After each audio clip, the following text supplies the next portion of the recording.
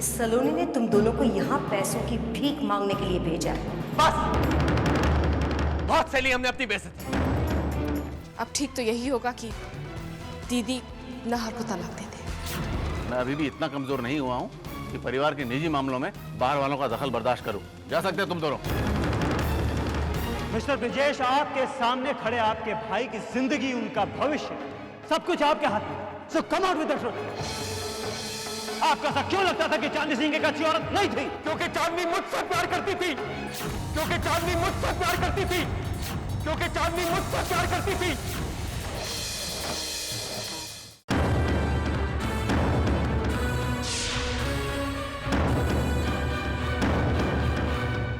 चांदनी मुझसे शादी करना चाहती थी। उसकी ये ख्वाहिश तारा से मेरी शादी होने के बाद भी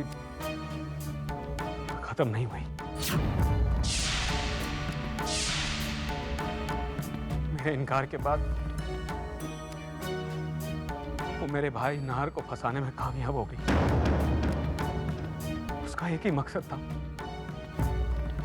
इस घर में आकर अपने बदले की आग से इस घर को जलाकर राख कर देना। मेरे घर में बहू बनकर आई थी, लेकिन उसने घर की बहू की मर्यादाओं की बिल्कुल परवाह नहीं की। घर में आने के बाद उसने बहू और जेठ के पवित्र रिश्ते को कलंकित करने की कोशिश की।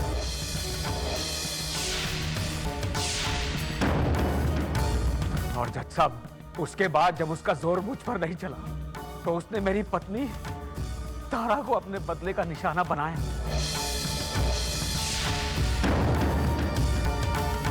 नफरत करता हूं मैं उससे, क्योंकि उसकी वजह से मेरी पत्नी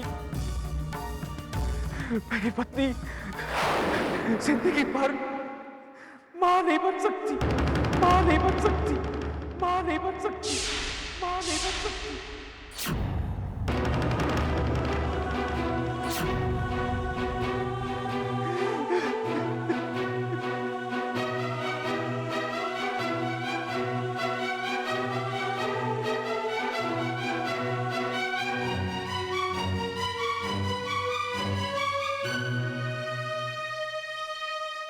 Please control yourself, Mr. Brijesh. I'm sorry, Your Honor. Very sorry. The court is adjourned for lunch.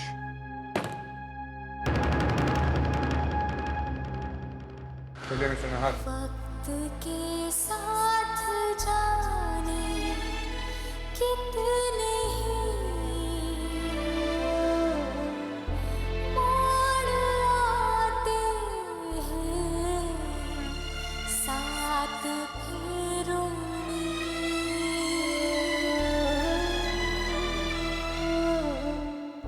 वक्त के साथ जाने कितने मोड़ आते हैं साथ फेरों में।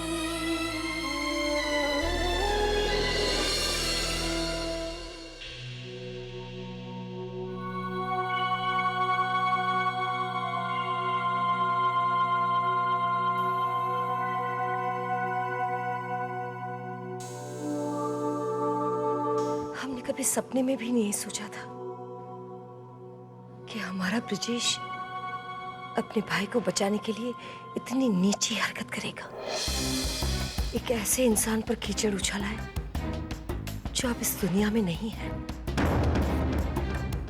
जो चली गई है वो तो लौटकर अपनी सच्चाई बता नहीं सकती। आज हमें वही मानना होगा जो ब्रिजेश कहेगा। सलोनी, हमें बिल्कुल अच्छा नहीं लग रहा है, बिल्कुल नहीं।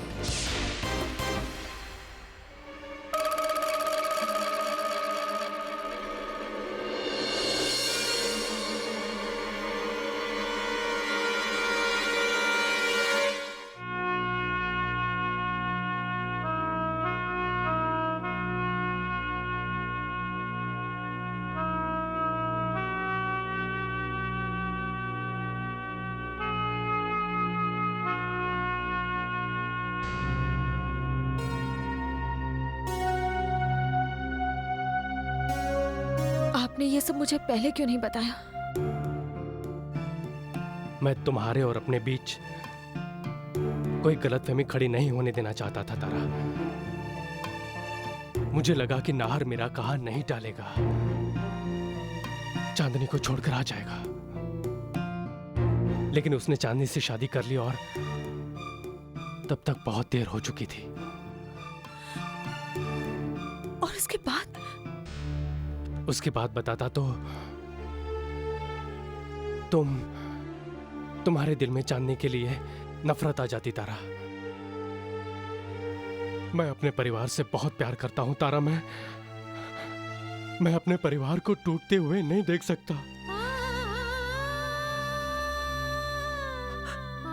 इतने साल एक साथ बिताए हमने और आप मुझे समझ नहीं पाए। एक बार कहकर तो देखते। आप पर मैं उतना ही विश्वास करती जितना सीता जी श्री राम पर करती थी।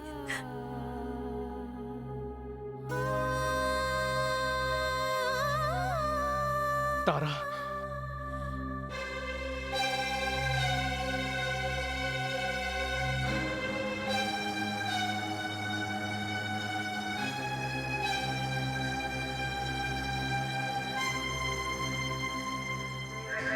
एक्सक्यूज मी सर, खाना खिलाने के लिए कोर्ट से परमिशन ले ली है क्या? मैं थैंक यू।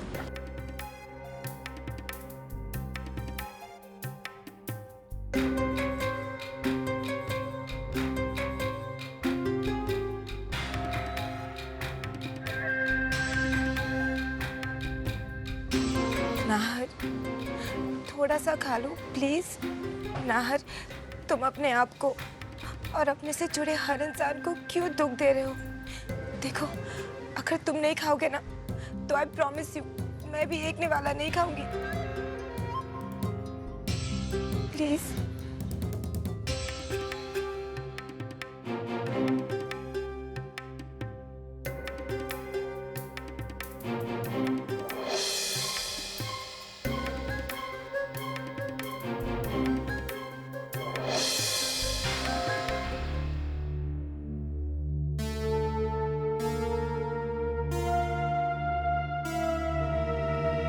किस सोच में डूबी हो देवरानी? मनु भाभी, आपको क्या लगता है क्या फैसला होगा कोर्ट में? देवरानी सा, जिस बात पे अपना जोर न हो उसके बारे में चिंता करने से क्या लाभ? चिंता कैसे नहीं होगी मनु भाभी? जिसकी बेटी के भविष्य का फैसला होने वाला हो, वो माँ तो अपने आप ही चिंता की चिता पर चढ़ जाती है। मैं लाख मुंह से आग निकलूं, लेकिन दिल तो कभी नहीं चाहेगा ना कि मेरी बेटी का घर उजड़े। जाने किसकी नजर लग गई मेरी लाडो को। शायद मैं ही उसकी ठीक से नजर नहीं उतार पाई। मन्नू भाभी, मैं वापस से सलोनी को उसी रूप में देखना चाहती हूँ। अपनी बच्ची को मैं उसी रूप में देखना चाहती हूँ।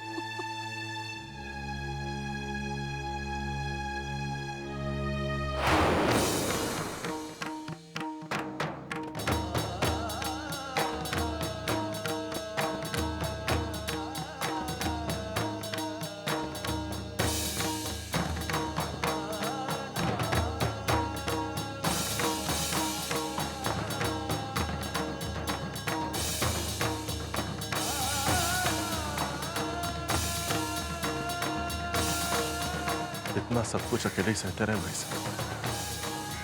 थोड़ा सा दर्द अपने भाई के साथ भी बांट लिया। क्या इस लायक भी नहीं था कि अपने बड़े भाई की तकलीफ का हिस्सेदार बने?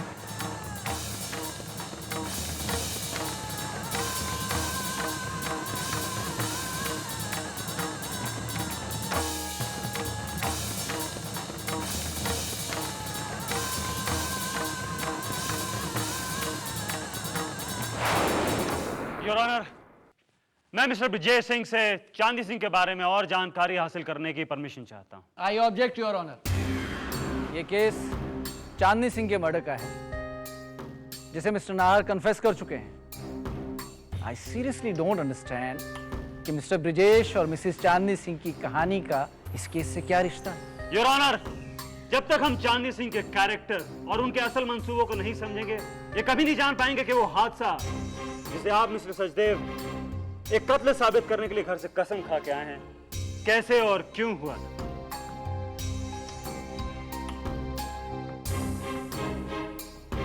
Objection overruled. Carry on, Mr. Chauhan. Thank you your honour. Mister Brijesh Singh हाजिर हो।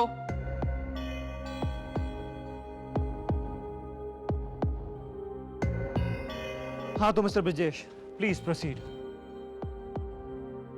मैं लंदन स्कूल ऑफ इकोनॉमिक्स में अपनी मास्टर्स कर रहा था। उसी वक्त मेरी मुलाकात चांदनी से हुई। वो कॉलेज के फर्स्ट ईयर में पढ़ रही थी। अपनी पॉकेट मनी अर्न करने के लिए कभी कभी मैं कॉलेज में पढ़ाया भी करता था। चांदनी ने उसी दौरान मेरे करीब आने की बहुत कोशिश की और मेरे कई बार क्लियर कर देने के बाद भी कि मैं एंगेज्ड हूँ, चांदनी ने अपनी हरकतों को नहीं छोड़ा। मिस्टर ब्रिजेश, आप चांदनी से दूर रहना चाहते थे, पर सब कुछ जानते हुए भी चांदनी आपसे नजदीकियां बढ़ाना चाहती थी। तो जब आप इनकार करते थे तो उनका रिएक्शन क्या होता था? कई बार चांदनी गुस्से में पागल हो जाती थी जब मैं उसके बचपना भरी हरकतों और उसकी दीवानगी भरी बातों को इग्नोर कर जाता था।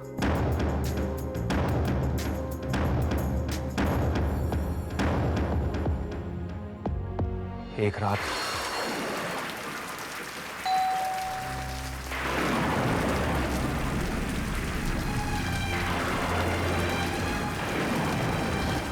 अरे चांदनी, इतनी रात गए तुम यहाँ? सर वो मेरी लास्ट पास मिस हो गई। अब हॉस्टल भी नहीं जा पाऊंगी। सर प्लीज आज रात मैं आपके यहाँ रुक जाऊँ सर, प्लीज सर।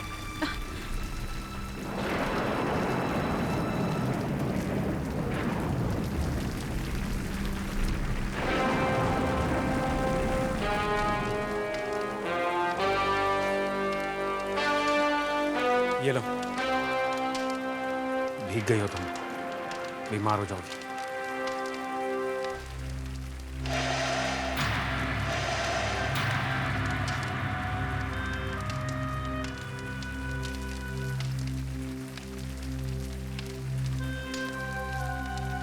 अंदर जाकर आराम कर लो।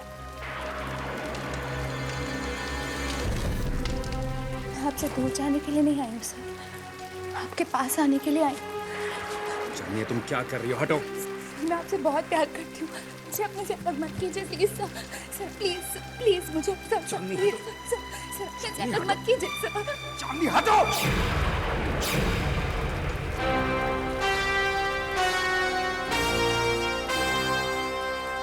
देखो इस तस्वीर को।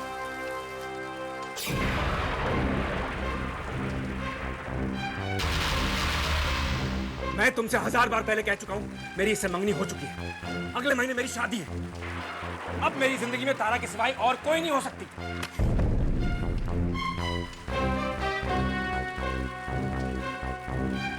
खूबसूरत है ये, लेकिन मैं आपको दीवानगी की जिस हद तक प्यार दे सकती हूँ वो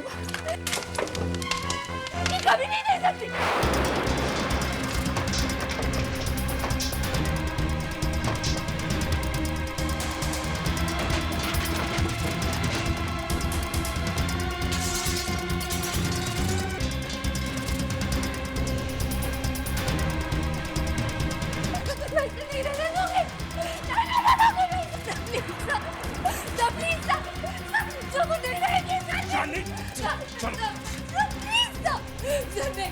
मुझे अपने आप से अलग मत कीजिए सर।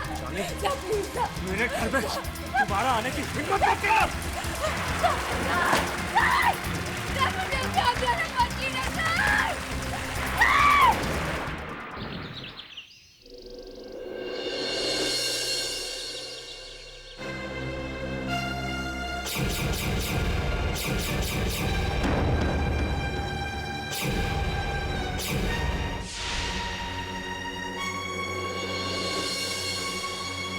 चांदनी, चांदनी, आप इतनी दूर नहीं जा सकते। आप मेरे हो, सिर्फ मेरे हो। आप सिर्फ मेरे हो।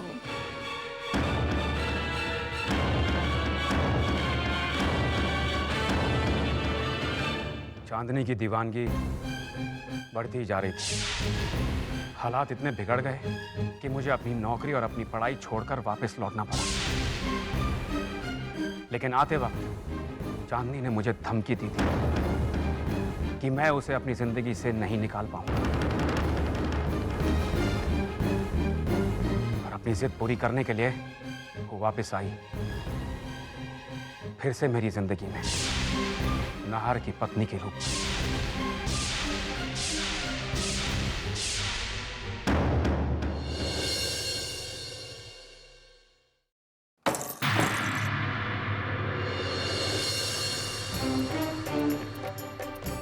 चांदनी, तुमने दरवाजा क्यों बंद किया? जरूरी था ताकि कोई दूसरा हम दोनों के बीच में ना आ सके। दरवाजा खोलो और बाहर जाओ। एक बार अपनी जिंदगी से निकाल दिया तो इसका मतलब ये नहीं कि मैं हर बार चुपचाप चली जाऊंगी। अब तो आपके साथ ही रहना है, आखिर बहू हूं आपकी। अब देखिए ना, आप तो किसी से कुछ कह भी नहीं सकते। हाँ, मैं जरूर बहुत कुछ कह सकती हूँ आपके बारे में। और ध्यान रहे, एक सीधी सादी बेचारी औरत की बात पर हर कोई यकीन करेगा। चांदनी, तुम्हारा दिमाग खराब हो गया है, होश में आओ। ये तो मेरी रिक्वेस्ट है आपसे, कभी तो होश होकर देखिए। हमेशा होश में रहना कितना बोरिंग होता है ब्रजेश। चांदनी, मैंने कहा ना यहाँ से बाहर जाओ। गो।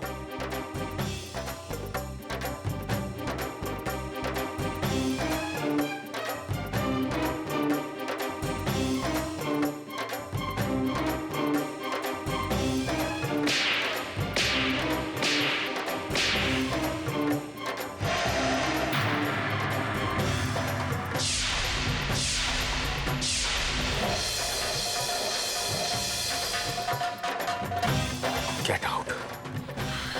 यह आपने अच्छा नहीं किया। जिस तरह की वजह से आपने मेरा प्यार ठुकराया है ना, उसे बर्बाद कर दूंगी मैं। आपका और आपकी पत्नी दोनों का जीना हराम कर दूंगी मैं।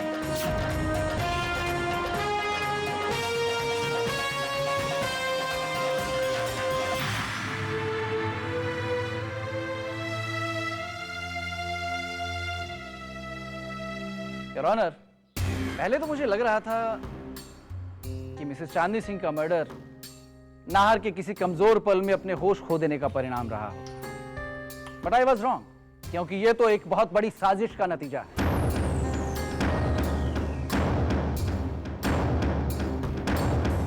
A planned murder, a cold-blooded murder.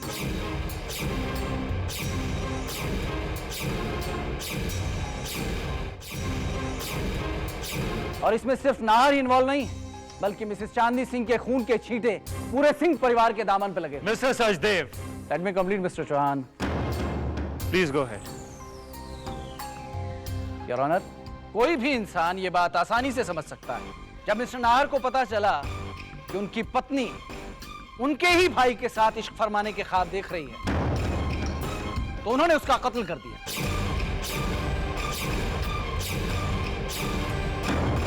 और इसके बाद पूरे सिंह परिवार ने मिलकर हर वो सबूत मिटा डाला जो मिस्टर नाहर को गुनाहगार साबित कर सकता है।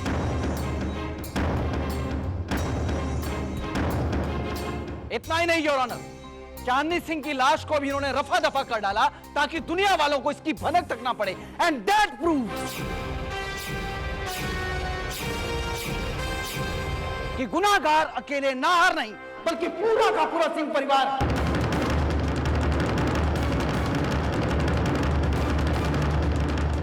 योर ऑनर, मैं कोर्ट से दरख्वास्त करूंगा कि इंडियन पेनल कोड की दफा 201 के तहत कत्ल के सबूतों के साथ छेड़छाड़ करने के जुर्म में इन सब के खिलाफ कड़ी से कड़ी कार्रवाई की जाए।